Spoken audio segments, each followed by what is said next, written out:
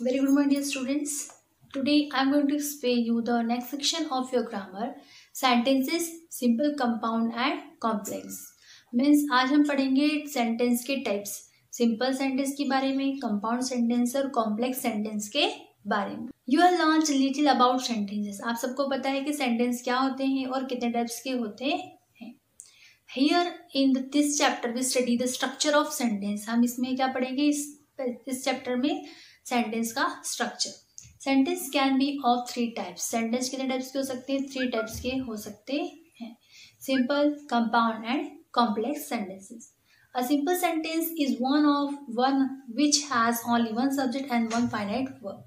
Simple sentence होता है जिसमें एक ही सब्जेक्ट होता है और एक ही फाइनाइट वर्ब होती है. Examine the following sentence. अब हम यहाँ पे कुछ सेंटेंस एग्जामाइन करते हैं. I like maths but my brother likes chemistry. Dear students, यहाँ पे पूरा एक सेंटेंस है जिसके अंदर हमने क्या लिखे हैं, जो कि एक सिंपल सेंटेंस है जिसमें एक फाइनाइट वर्ब है.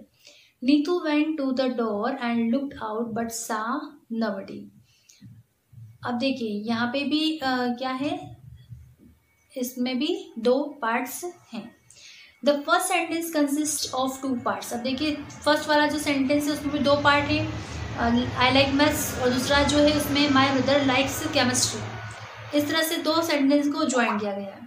This 2 parts are join together by the coordinating conjunction but. अब देखिए दोनों सेंटेंस को ज्वाइन करने के लिए क्या यूज किया है, एक वर्ड यूज किया है बट, जो क्या है कंजंक्शन है और वो एक दूसरे को कोऑर्डिनेट कर रहा है दोनों सेंटेंस को, इसलिए हमने उसे कोऑर्डिनेटिंग कंजंक्शन कहा है. Each part is a clause because each part has a subject and a predicate. हर एक पार्ट जो होता है सेंटेंस का वो उसमें क्लॉज होता है क्योंकि उसमें क्लॉज क्या कंटेन करता है, subject and predicate. Of its own and each part is a sentence which is a part of a larger sentence. Clause होता है वो एक सेंटेंस का लार्जर पार्ट होता है जिसमें सब्जेक्ट भी होता है और प्रेडिकेट भी होता है.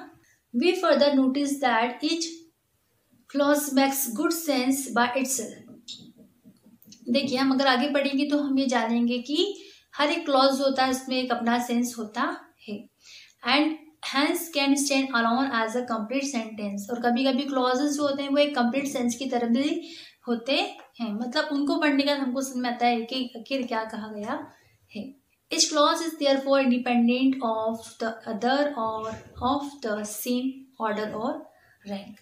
हर एक जो क्लॉज होता है वो इंडिपेंडेंट होता है या और दूसरे पे सेम ऑर्डर पर या सेम रैंक को डिपेंड करता है.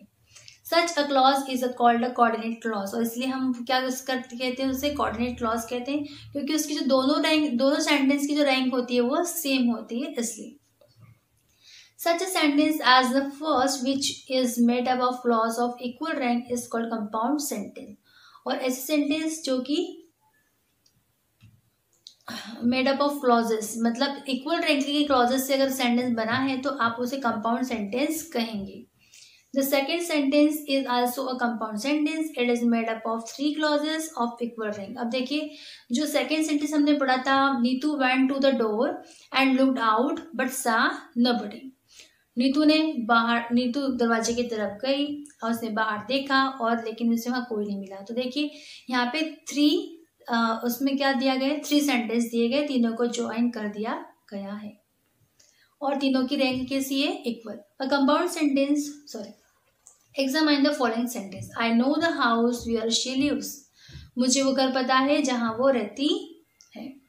This sentence consist of 2 parts. अब देखिए यहाँ पे 2 पार्ट है, आई नो द हाउस और सेकेंड है वेयर शी लिव्स, मतलब शी लिव्स वो जहाँ रहती है. तो डियर स्टूडेंट्स यहाँ पे भी हमने क्या किया है, सेंटेंस के 2 पार्ट्स बता दिए गए हैं और उसमें हमको समझ में आ रहा है कि आखिर सामने वाला क्या कहना चाहता है. Each part has a subject and a predicate of its own and forms a part of a larger sentence. हर एक पार्ट में एक सब्जेक्ट होता है, एक प्रेडिकेट होता है और एक लार्जर सेंटेंस का वो पार्ट होता है. Each part is therefore called a clause. और इसीलिए हम उस पार्ट को क्या कहते हैं, क्लॉज कहते हैं. We further notice that the clause I know the house makes good sense by itself and can therefore stand alone as a complete sentence. अब देखिए I know the house, मुझे वो घर पता है. तो या मुझे अगर मालूम है तो वो पूरा कंप्लीट सेंटेंस है। Such a clause is called principal और मेन क्लॉज, और इसीलिए ऐसे क्लॉजेस को हम प्रिंसिपल या मेन क्लॉज कहते हैं। But the clause where she lives does not make good sense by itself and can not stand alone. अब देखिए वेयर शी लिव्स, ये जो क्लॉज है ये इसको हम आप मतलब अकेले नहीं दे सकता, ये दूसरे क्लॉजेस पर डिपेंड है और इसीलिए ये कंप्लीट सेंस भी नहीं बता रहा है।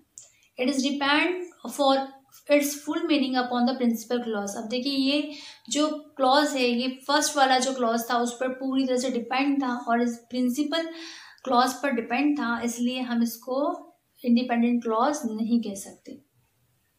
I know the boy, it is therefore called a dependent और सबऑर्डिनेट क्लॉज, और इसलिए हम इसको सबऑर्डिनेट क्लॉज या डिपेंडेंट क्लॉज कहते हैं।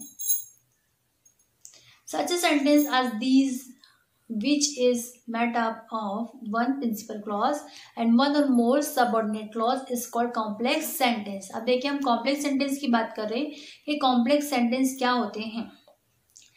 such a sentence as this which is made up of one principal clause, जिसमें क्या होता है एक principal clause होता है और एक या एक से ज्यादा subordinate clause होते हैं, complex sentence कहलाता है।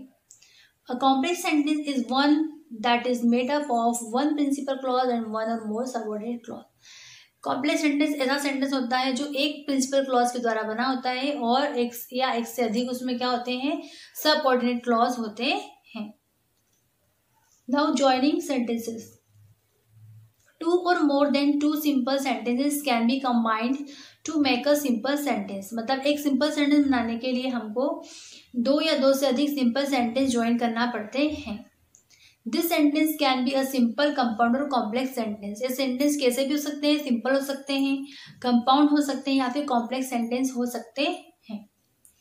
Combining two or more simple sentence into one sentence. अब देखिए हम पढ़ रहे हैं कि किस तरह से दो या दो से ज्यादा सेंटेंस को कंबाइन किया जाए।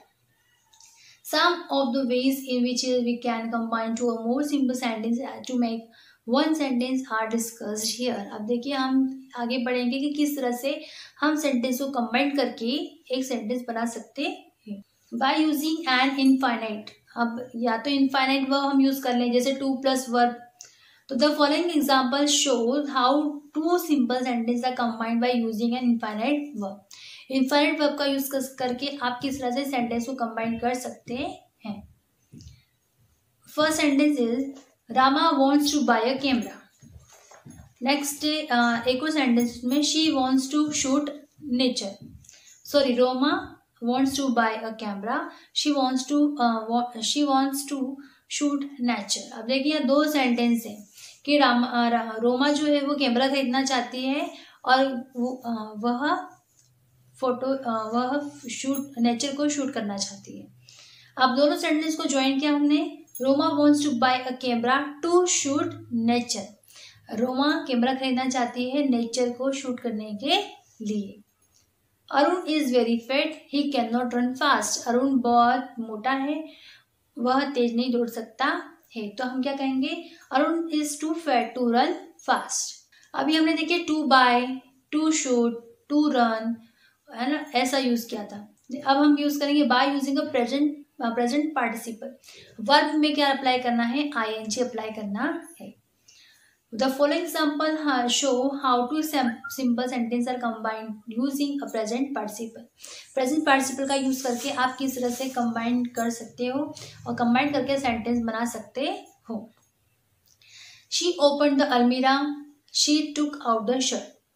मीन्स उसने अलमीरा खोली, उसने शर्ट निकाली। दोनों सेंटेंस को जब हम ज्वाइन करेंगे तो हम लिखेंगे opening the almirah, she took out the shirt. Means अलमारी खोल के उसने शर्ट निकाली।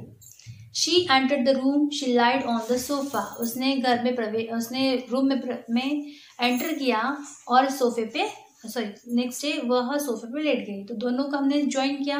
Entering the room, she lied on the sofa. Means room में एंटर करके वो सोफे पर लेट गई। Combining two or more simple sentence into compound sentence. अब देखिए दो सिंपल सेंटेंस को ज्वाइन करके कंबाइन करके हम किस तरह से कंपाउंड सेंटेंस बना सकते हैं वो हम देखेंगे। Some ways of combining two or more simple sentence into a compound sentence are discussed here. अब हम यहाँ क्या डिस्कस करेंगे? कंपाउंड सेंटेंस को डिस्कस करेंगे. By using conjunction such as and, as well as, not only but also, etc. First sentence is I went to the shop, I bought this pens. आप देखिए दो सेंटेंस है यहाँ पर कि मैं शॉप पर गया, मैंने पेन खरीदे. दोनों सेंटेंस को ज्वाइन करके हम लिख सकते हैं कि मैं शॉप पर गया और मैंने पेन खरीदे. तो हम क्या लिखेंगे? I went to the shop and bought this pens. Next, she sings, she dances. वो गाती है, वो नाचती है. She sings as well as dances. Means वो गाती भी है और नाचती भी है. By using conjunction like but, still and so. कैसे यूज करेंगे इसका? She is fat, her brother is thin. वो मोटी है और उसका भाई पतला है. She is fat but her brother is thin. वो मोटी है लेकिन उसका भाई पतला है. He is very old and weak. He cannot walk alone. वो बहुत ही बूढ़ा है, कमजोर है और वो अकेले नहीं चल सकता. He is very old and weak, so he cannot walk alone. वो बहुत ही बूढ़ा है और कमजोर है और इसलिए अकेले नहीं चल सकता. By using conjunctions like therefore and so. देखिए therefore so का यूज कैसे करेंगे? He is sick, he cannot see well. वो कमजोर है और वो ठीक से देख नहीं सकता. He is sick, therefore he cannot see well. वो बीमार है इसलिए वो ठीक से नहीं देख सकता. Combining two or more simple sentence into one complex sentence. अब एक सिंपल सेंटेंस को दो या दो से ज्यादा सिंपल सेंटेंस को ज्वाइन करके हम क्या बना रहे हैं? कॉम्प्लेक्स सेंटेंस बना रहे हैं. We can combine two or more simple sentence into one complex sentence by changing one of the sentence into an adjective clause, an adverb clause and an noun clause. मतलब adverb clause का use करके, noun clause का use करके और adjective clause का use करके आप क्या कर सकते हैं? सिंपल सेंटेंस को, दो या दो से ज्यादा सिंपल सेंटेंस को आप चेंज कर सकते हैं कॉम्प्लेक्स सेंटेंस में. The ways to combine sentences are discussed here. अब देखिए कुछ वेज बता रही हूँ मैं आपको. By changing one of the sentence into the adjective clause. अब देखिए adjective clause कौन से होते हैं? This is the boy who stole my pen. दो sentence, this is the boy who stole my pen. तो यहाँ पे adjective clause होगा क्योंकि हमने यहाँ पे who अप्लाई किया है दो सेंटेंस को ज्वाइन करने के लिए.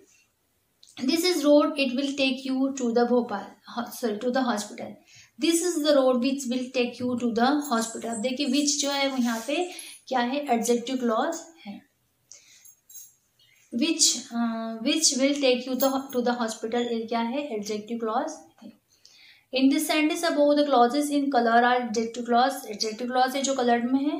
You can see that adjective clause are introduced by words like who, which, that, why, where, whom and whose. जब ये वर्ड्स अप्लाई करके हम सेंटेंस बनाते हैं तो वो जो ग्रुप होता है जो इन वर्ड से स्टार्ट होता है वो क्या कहलाता है? वो एडजेक्टिव क्लॉज कहलाता है. Next, by changing one of the sentence into adverb clause. अब देखिए एडवर्ब क्लॉज देख लेते हैं.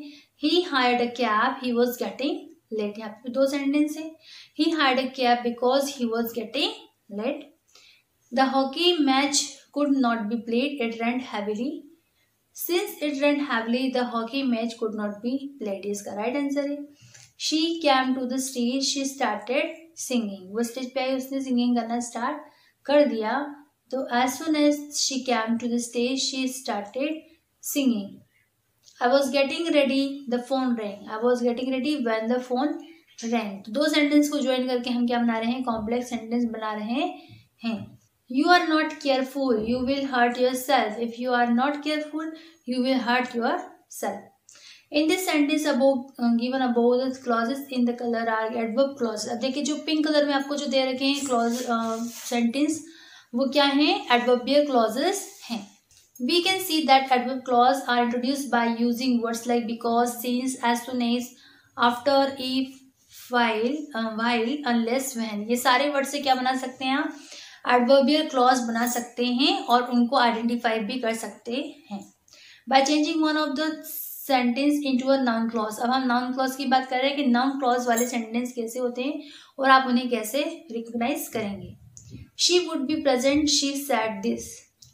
आप देखिए सेंटेंस को हमने चेंज किया, she said that she would be present, उसने कहा कि वो प्रेजेंट हो जाएगी। तो डियर स्टूडेंट्स यहाँ पे जो पिंक कलर का जो दे रखा है सेंटेंस वो क्या होगा, एडवर्बियल सॉरी नाउन क्लॉज होगा। The next one is I don't know why he shouted, I don't know why he shouted, he knew this he had made a mistake, he knew that he had made a mistake। देखिए फिर से pink colour के why he shouted, that he had made a mistake, ये words क्या होंगे, ये sentence क्या होंगे, ये सेंटेंस होंगे noun clauses. the astronomers proved his long back the earth is round, the astronomers proved this long back that the earth is round। तो ये पिंक कलर के जो वर्ड्स है डियर स्टूडेंट्स ये क्या है, ये नाउन क्लॉज है।